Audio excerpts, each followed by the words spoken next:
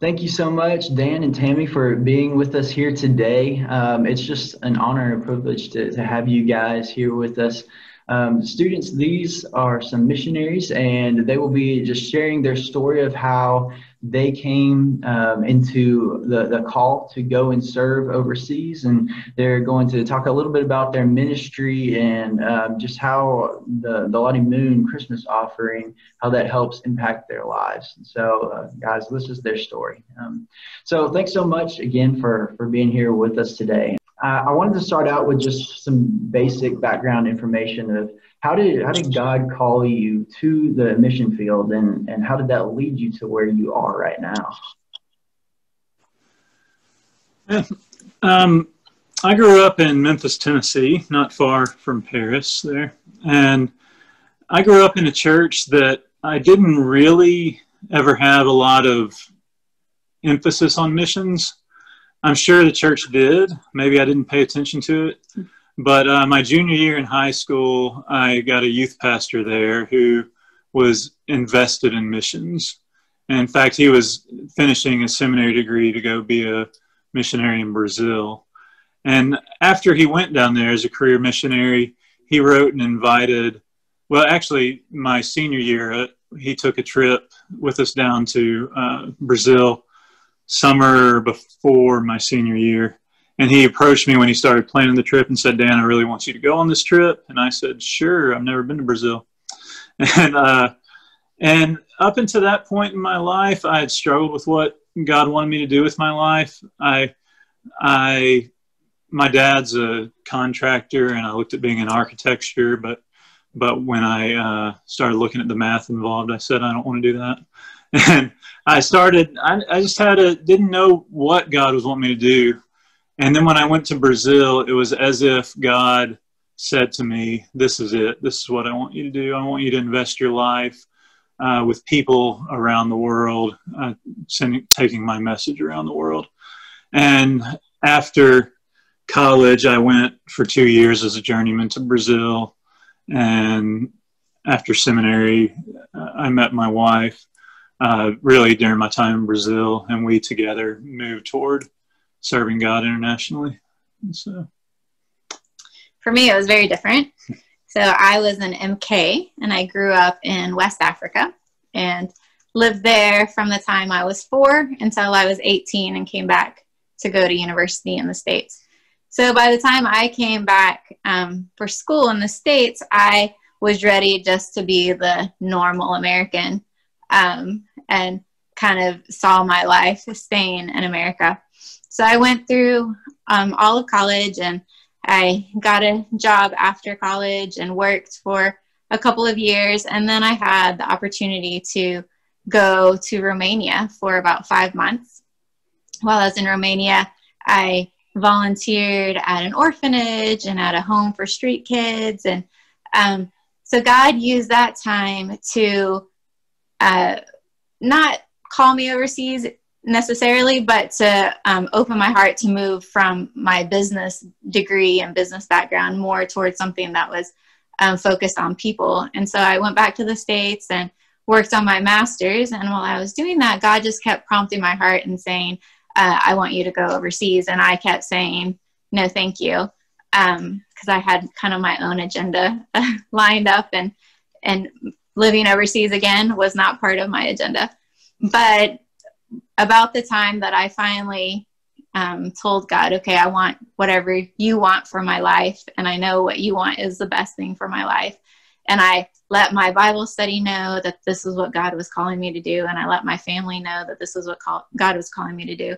And about that time, I reconnected with Dan, who I had met a couple of years before, and his heart had always been towards missions. And so it was neat that God on my own gave me a call to missions versus just a call to follow my husband wherever he went. So I think that's been an important part of my experience on the mission field, is to know that God called me, not just us. So yeah, that's really neat that he called each of you individually, and then he brought y'all together, and y'all already both had that calling. That's really special and really neat. What Yeah, this is being a missionary is a large, huge calling, and it's not something that God calls everybody to do. As far as going overseas to do mission work. So, how did your family feel about that calling? My family has always been supportive. I do, my mom every month or so says, you can come work with your people down here in Memphis, or you can get a job somewhere near us. Of course, these days she's saying you're smart to stay up there in Canada, but but they're very supportive, and I do come from a Christian family, and they understand the call of God to go and seek out the lost for Him, and I think they have a good understanding of that, and they're supportive. So my family obviously is supportive, since that's kind of the lifestyle they came from as well. So it's an easy transition. I know that some people, their families are like, no, you need to stay with us. You got to stay here. We want to see, we want to see you, want to see grandkids, all that sort of stuff. So that's neat that they were supportive in that call on your life. So what kind of preparation did you undergo, or did God give to you before going on to the mission field and where to follow that call that He gave to both of y'all? Me personally, I had a missiology degree from Mid-America Baptist Theological Seminary in Memphis, and I studied that in preparation for going to the mission field. And then as a couple, the International Mission Board also, when you are about to go overseas, be it short term or long term, they send you through a 7-week training course in Virginia, and you go out there and you stay in the quads together and go through a certain amount of training and preparation for that sense. And then I don't know if there's anything else. Yeah, that's most of it. And then I think this is kind of a different answer, but I've been studying this Bible study with these ladies, and it's just what stuck out to me this year a lot is that every person that God calls, He often calls them before they're ever ready for the task that God has for them. But then God takes them through life's journey to prepare them for that task that He has for them. And I think that's, we can all get the education or this and that you need, but a lot of God's preparing us is through our life journey, through our experiences that He gives. And that can start at a very young age. The experiences you have now as youth, with your family, with your friends, with hardships, all those things help prepare you for what God has for you in the future. Yeah, that's a good word. Now, I don't know if we've specifically said like what area you're working with. You mentioned Canada. Would you be able to kind of describe where you're working a little bit in more detail, and then what ways that you serve in that location? So we work in Vancouver, Canada. We work with Central Asians here, so people not from here. And we work a lot of times in English, but a lot of times in their language as well. And there are two major organizations that I partner with, really that we both partner with to reach our people here. One is our church, and we have a Central Asian church that meets in the building of an English church here. And in fact, this last during quarantine, during COVID, we've developed a relationship with another English church, and we had a few services together before the government shut our churches down again, and it's been really good there. So the church is one organization, and we do Bible studies, and we do discipleship studies and stuff like that. And then the other organization is called the House of Omid, and Omid in our language means hope. And so the House of Omid is a center for newcomers and refugees to Canada, and it's a place that offers them settlement services. So whether it's writing resumes or finding work or English classes, things like that. And so we partner with them Tami has done a few parenting courses with them. I do some English classes and help with paperwork and stuff like that with them. And so those are the two major ways we're in connection with people. And then out and about, just looking for our people and seeing who we can find. Mm-hmm. So we were talking to Garrett before this interview just about how we fit in here with the International Mission Board, because you think of Canada and the States being under NAM's kind of authority. And that's true. For the most part, people are with NAM who are here in Canada working. But because we are working with a specific people group that's from overseas, then that's kind of how we're here with the International Mission Board, because we're part of that team. And that team has people in several different countries that are ministering to refugees or immigrants who have moved to a new country. And so we still fall under the International Mission Board, even though technically the ground is North America. So, and there are 5 different units right now in our area with the IMB, and it's interesting to see how God is working among the nations, among all the nations here in this city, in this North American city. It's pretty cool. So I guess y'all are pretty big fans of the Lottie Moon Christmas offering then. We are, yeah. We couldn't do anything that we do without it. It funds, I mean, everything that we do, from living life to doing ministry and everything. We're very grateful for it. Yeah, that's neat. How are the people in your area, the people from Central Asia, how are they responding to the ministry that y'all are doing? You know, when we used to live in Central Asia, and there we had swaths of people in our Central Asian church there, and we had lots of people, and we found out that lots of people were coming when we lived there because they were trying to get a refugee case to come to Canada or America or Europe or somewhere. And so when we came to Canada, we found out that a lot of people are very apathetic towards the gospel and towards Christ. Even I've had a couple different people that I was in relationship with in the place where I used to live, and they were leaders, or at least strong attenders in our group church there. And here, they don't have anything to do with church, and they don't have anything to do with other Christians from their country or from Canada. And so, but I will say that God has done quite a few great things, both through House of Amid and through our church, just as we see people, particularly now during COVID, we've done our services online, and we've had people be able to join that would have never come to a church before.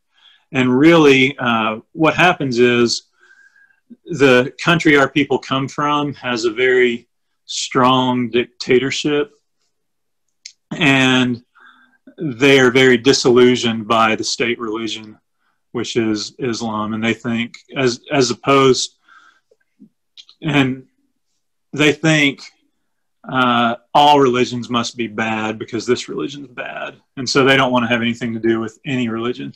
But what we're seeing now is that some are looking at Christianity in a different light and coming to understand that it is the truth and that it is what it is. And so we're seeing a few people come to faith during COVID and during these times when things are harder, and people have time because they're stuck at home. They have time to read the Bible, and they have time to meet and stuff like that. So it's kind of cool. Tami, did you have something to add to that, or? I kind of forgot what the question was at this point. So. How are the people in your area responding to your ministry? You know, it's been neat. Like, sometimes you feel like you pray for a long time for God to bring people who are hungry for the gospel. When we first moved here, God gave me a young woman who was hungry for the gospel, and it's just been a discipleship relationship that has grown over the years, and I've been so thankful for it. But in the last few years, you know, she's reached a level of maturity, and she's serving her own people, and she's ministering. And so I was praying to God when we were in the States the last time, as I was thinking about coming back, and I just asking God, okay, you know, please bring other women into my life that are hungry for your word and that I can minister to. And so when we got back to the States, or from the States, in January, and then, you know, everything kind of started shutting down in March for COVID. But during that time, Dan started his English classes that he leads online. And I also had a group of friends I was doing a Bible study with, and it was at the same time of day. And so one of the women from his English class accidentally ended up in the room of my Bible study, like my Zoom room for my Bible study, and found out, oh, she's doing a Bible study. And so she went back and told the other people in his class, oh, his wife has a Bible study. And so later that afternoon, one of the ladies called and said, hey, I found out that you do Bible studies with women. Would you do a Bible study with me? And so I said, yeah, sure, I'd love to. And so we started, and in our company, you hear the term person of peace, like looking for a person of peace. It may be a believer, it may not be a believer, but it's kind of someone who opens the door into the rest of the community, like to kind of pave the way for you. And this woman has been a woman of peace. Like, she was a very new believer at that point, but she's grown in her faith, and she's so faithful to invite people regularly. And so our class, our Bible study class, usually has 3 or 4 women now excited to study the word together. And so this has been a trying year for people, but through that, I feel like God's really just opened up doors that we never would have imagined opening up, and opportunities that we couldn't have orchestrated if we had tried on our own, in our own power. So it's incredible to hear about how God is working in that area, and the people that y'all are ministering to and serving there. So we know that there is a very, very distinct difference in culture between where y'all were raised and the people that y'all are ministering to. What is probably one of the biggest differences between the people that you were ministering to and where you were raised in your home country? There's, in their culture, they have this thing called tarov, which basically means that, like, if someone offers you tea, you can't accept it. Even if you really want it, you can't accept it. They have to ask you 3 times before you can accept it. So, you know, there's little things like that take a bit of getting used to. I kind of feel like we have that same kind of thing in our culture, like in the American culture. It's just usually opposite. Like, usually if someone offers you tea, you kind of take it not to hurt their feelings or something. I don't know. So it's a little bit different, but so no, that's a big thing. One funny thing about that situation is for 10 or 12 years, for about 10 years, I had been working with this people, and I was in a friend's house, and they served tea.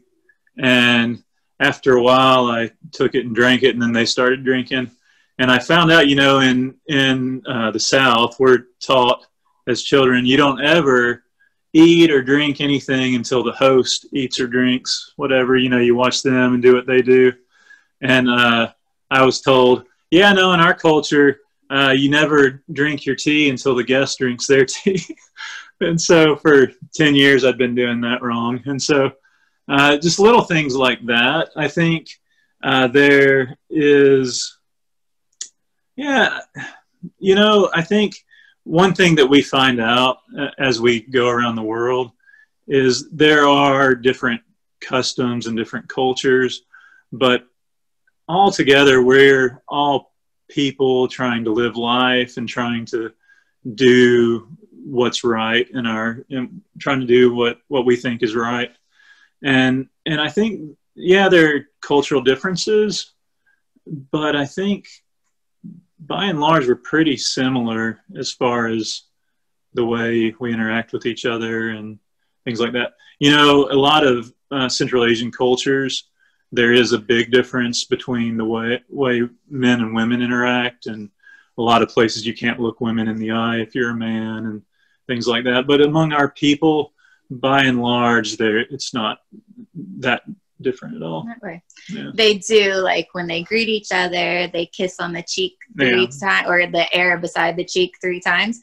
And I remember when we first were talking about moving to work with as people, you know, we were like, oh my goodness, to kiss someone, it just seems so crazy. That's true. Now it seems like nothing's weird. It's completely second nature. So we, you know, I think we change, like as we interact with other cultures, we're no longer totally our own culture. Mm-hmm. We're not totally their culture either, but we become this kind of random mix, and it's a beautiful thing. Yeah, and that may be a good point, because we've been doing this for, 16 years now. And so it's or not 16, sorry. 14 years now. You were in Brazil before, so 16 with that. But yeah, so likely there are lots of things that we don't recall from when we first started too. So yeah, it's neat to see how like God is the same God even across different cultures, and how he can work in and through people from one culture to impact somebody in another culture and vice versa. Just a really neat thing. Now, while we're kind of on the subject of some differences, what do you think is one of the biggest misconceptions that you find people have about missionaries in general? People in the church in the States, or correct. Yes. Yeah. I think probably the biggest misconception about missionaries is that we're on some kind of spiritual hierarchical plane, and we're just normal people trying to do what God's called us to do. And we have normal lives. We get mad at our kids and mad at each other sometimes, and we live life the way you guys live life, and we just feel called by God to be out serving him. So got anything to add to that? You better repent of your sin too. Yeah. Yeah. Well, I mean, we try to walk with God, and I pray that you try to walk with God too. But yeah. Cool. No, I definitely have seen that. Sometimes you'll hear a story about, a missionary's coming. Oh, a missionary, they're going to tell us how to live a perfect life and all this. And that's really not the case. It's while you're called to go to Vancouver and do ministry there, somebody else is called to go and do engineering and do ministry in engineering. Somebody else is called to be a school teacher and do ministry there. It's just God has called y'all to different places to do different things. Yeah. It's not a like you said, a spiritual hierarchy in that. Good word on that. What is one thing that you wish people knew about the situation that you are in right now? The thing that pops into my head is when you take your life outside of the States, outside of kind of that normal bubble of relationships and growing up and being close to family, being close to friends, and you move your family away to a different culture, it's exciting to come home and see everyone, but there's always kind of a sense of not belonging. So, and although you have close relationships there, you have close relationships here, but you don't ever quite fully fit in here. And then you go back to the States and you don't ever quite fully fit in there. And,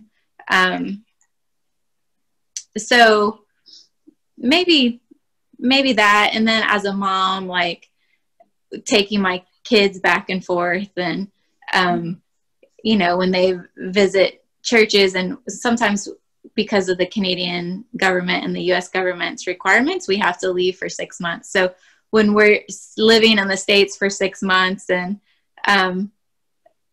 like not, you know, our kids have to leave their friends, they have to leave their life here, their school and all that, and yet they don't have a long time to really plug in and find a place like that. So the churches that we go to, where the youth groups just like open their arms and welcome them in and include them from the start, are such a blessing, as opposed to when the kids are kind of distant from them and don't make an effort to include them.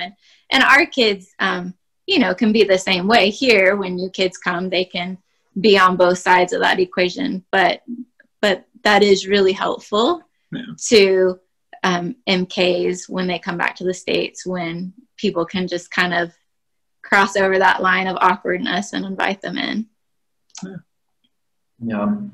Yeah, I'm sure it's tough. Like, while it's neat that y'all get to see so much of the world and so many different places, there's also that feeling of never being settled and never truly having a home. But then we know in reality, nowhere on this earth is our home. And so exactly, we can also take comfort in knowing that, you know, the ultimate home that we're going to have is with Jesus in heaven.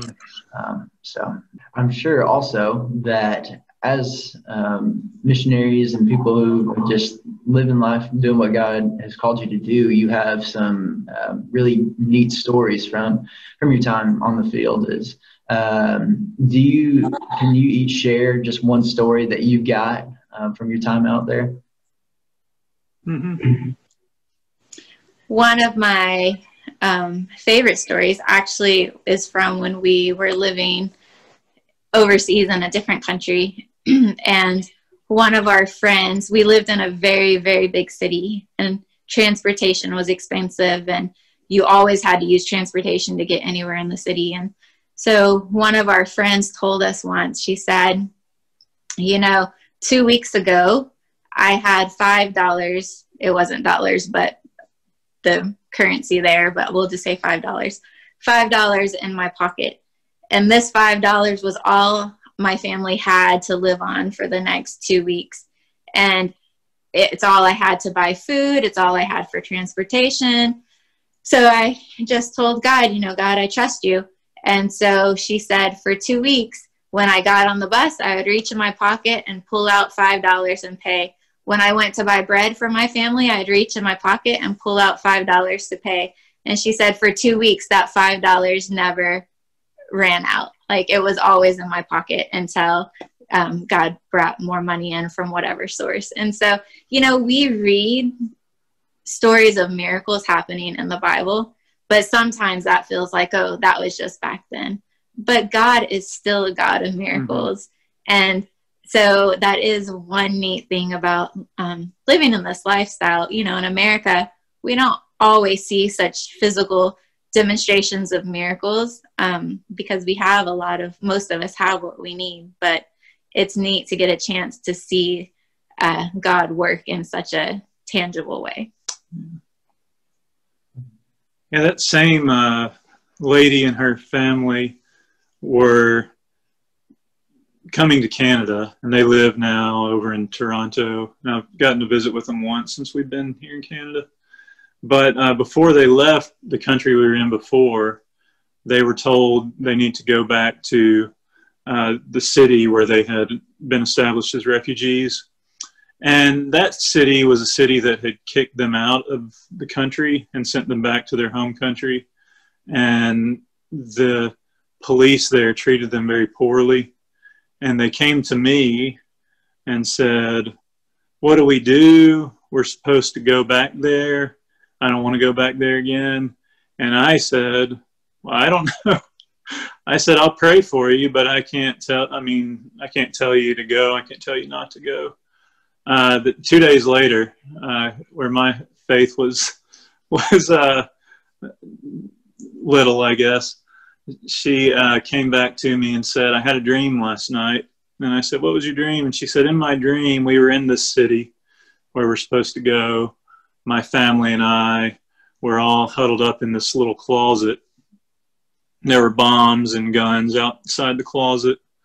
And the door opened, and a white lion stepped in a lion whiter than anything I'd ever seen before.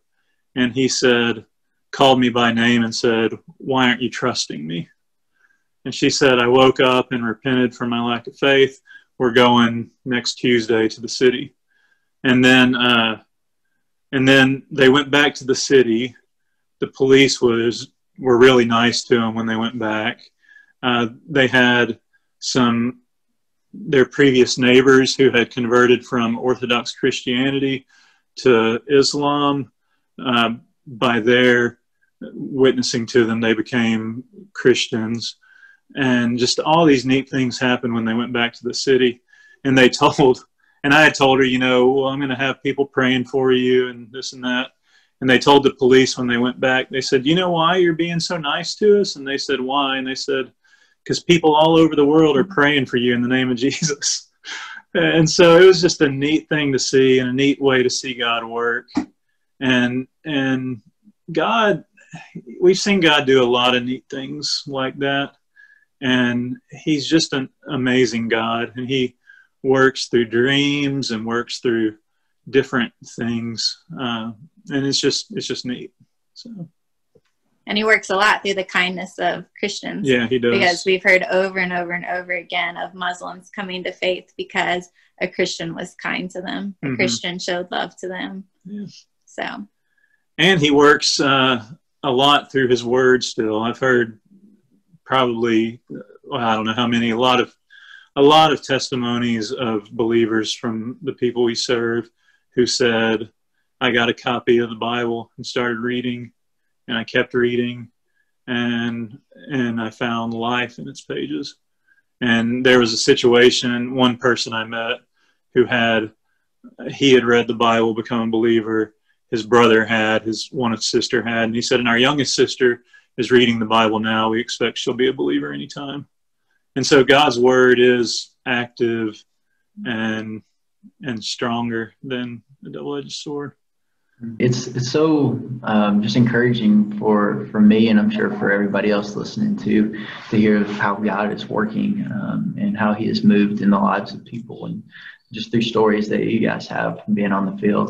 We got one last question for you, and I'm sure the people that are watching this are wondering this question: how can we help you in the place that you're at, and how can we help you in your service and ministry there? I think prayer is the very big thing. Do pray for us. Pray for the people that we serve, for their hearts to be open. I think one of the big things that you can do for us too, Tammy, I think, alluded to it a little bit when she talked about our kids finding a place to belong when they're in youth groups in the States. But if you can open your hearts and your doors when you can to people from other countries, to people who need Christ, because really what we long to see is a world reached for Christ. And even in Paris, Tennessee, I know you have lots of people who are not from there. And so I'd challenge you to reach out to those families, reach out to those kids in your school, to befriend them and share Christ with them.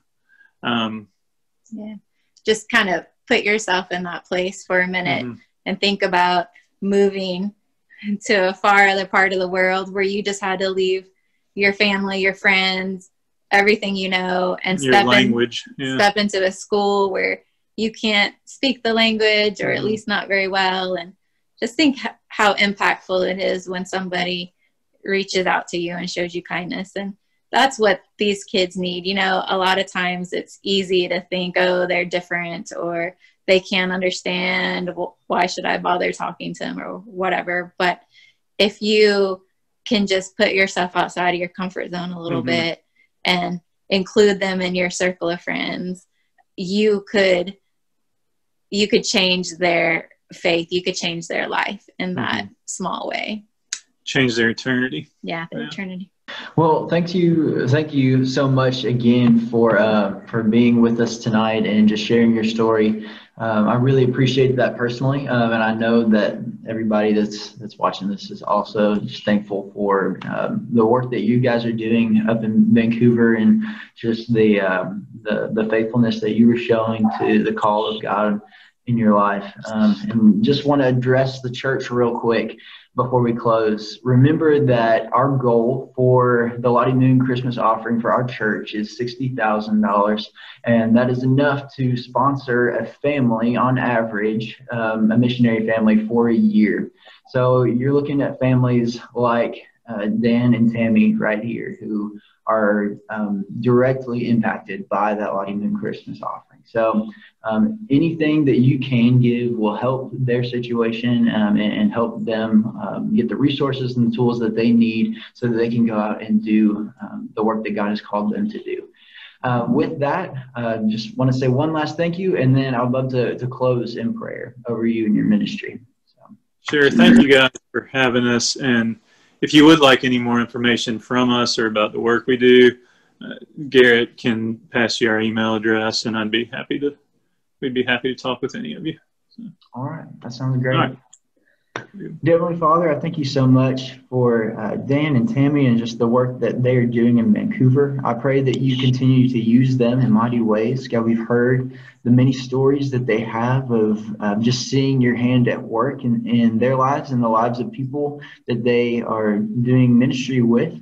Father, I pray that you would just be with them and give them wisdom and guidance during this time where there are certain restrictions placed on worship services and things are being conducted mainly online.